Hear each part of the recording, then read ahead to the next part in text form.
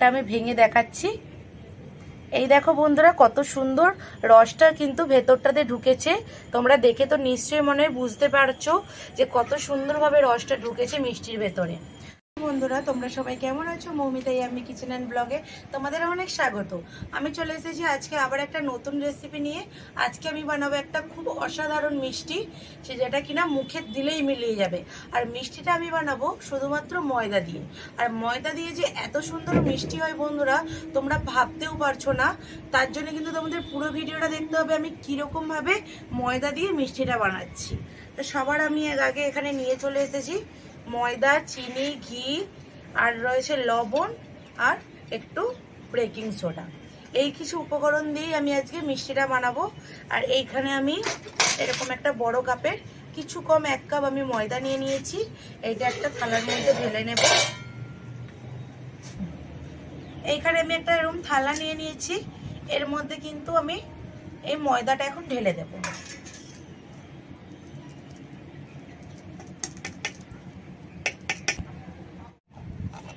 ময়দার মধ্যে বন্ধুরা আমি এখন দিয়ে দেব অল্প একটু লবণ। লবণটা কিন্তু দিলে মিষ্টির স্বাদটা খুব ভালো হয়, সেই জন্য আমি অল্প একটু লবণ দিচ্ছি।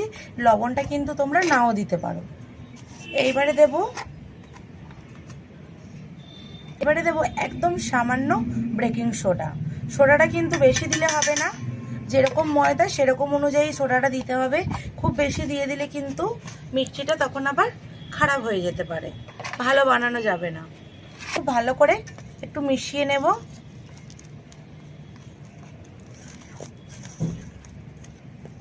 খুব ভালো করে আমি মিশিয়ে নিয়েছি। এখন এর মধ্যে আমি দিয়ে দেব ঘি।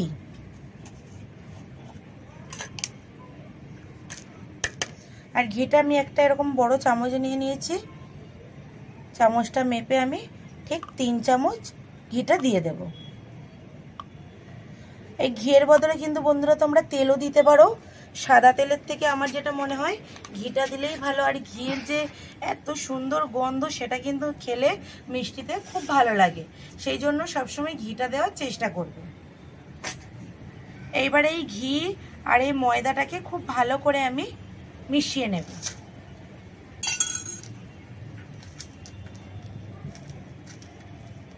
বন্ধুরা, আমি এখন খুব ভালো করে মিশিয়ে নিয়েছি ঘিটা।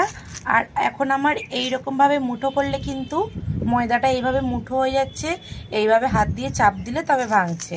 তার মানে আমার পুরো ময়দা, ঘি সব মানে পরিমাণটা ঠিকঠাক রয়েছে। এইবার আমি এটা জল দিয়ে, অল্প অল্প করে জল দিয়ে এটা একটা ডো তৈরি করে নেব। আর এটা কিন্তু খুব বেশি আমি নরম করব না, আর খুব শক্তও করব না, মিডিয়াম করে আমি ডোটা বানিয়ে নেব।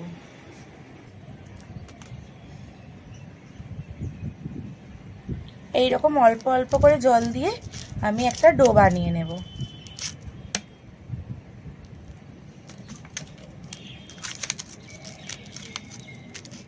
বন্ধুরা, আমি কিন্তু এরকম একটা ডো বানিয়ে নিয়েছি। আর ডোটা কিন্তু বেশি নরমও নয় আর খুব বেশি শক্তও নয়, ঠিক এইরকম ডোটা বানাতে হবে। আমার বানানো হয়ে গেছে। এবার আমি এখান থেকে ছোট ছোট করে একটু লিচি কেটে নেব।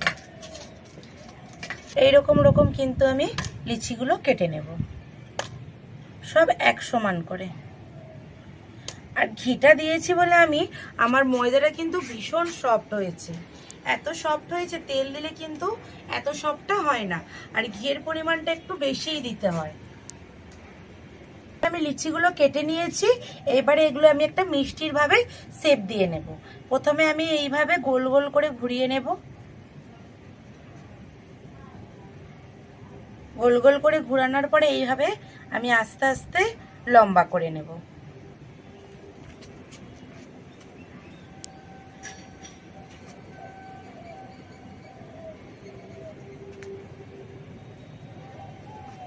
সাইডটা একটু আমি সমান করে নিচ্ছি।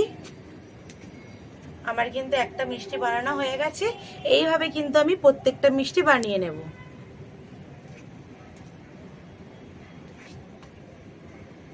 আমি বানিয়ে নিয়েছি বন্ধুরা। এখন আমি আঁচটা জ্বেলে কড়াটাও বসিয়ে দিয়েছি। কড়া আমার গরম হয়ে গেছে। কড়ার মধ্যে এখন আমি দিয়ে দেব সাদা তেল। আর এই মিষ্টিটা বানাতে কিন্তু সাদা তেলটাই লাগবে, সর্ষের তেল দিলে হবে না। আর এইভাবেই কিন্তু আমি সব মিষ্টিগুলোকে বানিয়ে নিয়েছি। এইবার আমি তেলের মধ্যে ভেজে নেব। তেলটা আমার হালকা গরম হলেই এই মিষ্টিগুলো আমি ছেড়ে দেব। খুব বেশি গরম হলে মিষ্টিগুলো দেব না, তাহলে কিন্তু পুড়ে যাবে আর ভেতরটা ভাজা হবে না। তেলটা এখন আমার গরম হয়ে গেছে হালকা। এইবার আমি একটা একটা করে মিষ্টিগুলো দিয়ে দেব। এইরকম কিন্তু আমার তেলটা গরম হয়েছে, এইরকম তেলটাতেই আমি মিষ্টিগুলো দিয়ে দিচ্ছি, বেশি গরম করলে হবে না।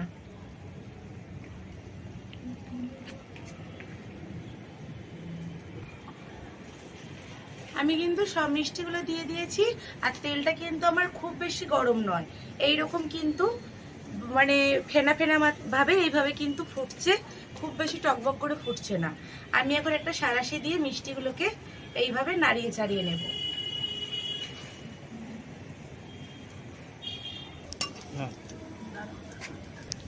বন্ধুরা এখন কিন্তু আমার মিষ্টিগুলো এইরকম ভাবে লাল লাল হয়ে গেছে, আর কত সুন্দর ফুলে উঠেছে দেখতে পাচ্ছ, দেখতেই কিন্তু খুবই ভালো লাগছে। আমি মিষ্টিটা আরেকটু কালার করে নেব, হালকা আর একটু লাল লাল করে ভেজে নেব, তারপরে তুলে নেব।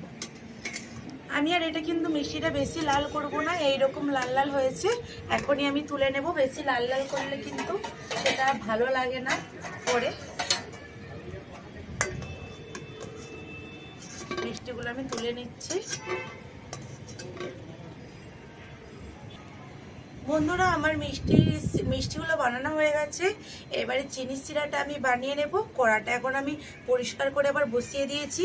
এখানে আমি চিনি নিয়েছি হাফ বাটি, আর নিয়েছি 4টে এলাচ। এলাচটাকে আমি মুখগুলো ফাটিয়ে নিয়েছি। এখন আমি এটা দিয়ে দেবো কড়ার মধ্যে। যতটা চিনি নিয়েছি ততটা আমি এখানে জল নিয়ে নিয়েছি, জলটা এখন আমি দিয়ে দেবো।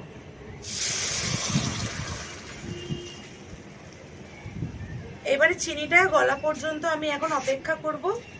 চিনিটা গলে গেলে তারপরে আমি আবার মিষ্টিগুলোকে চিনি শিরার মধ্যে দেব।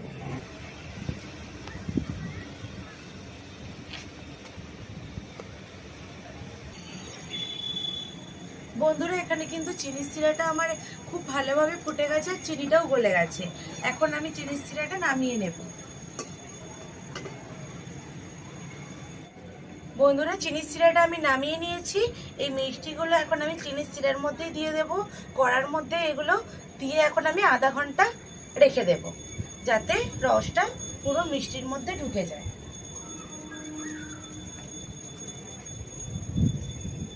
পরে কিন্তু মিষ্টিগুলোকে চিনির শিরা থেকে তুলে নিয়েছি।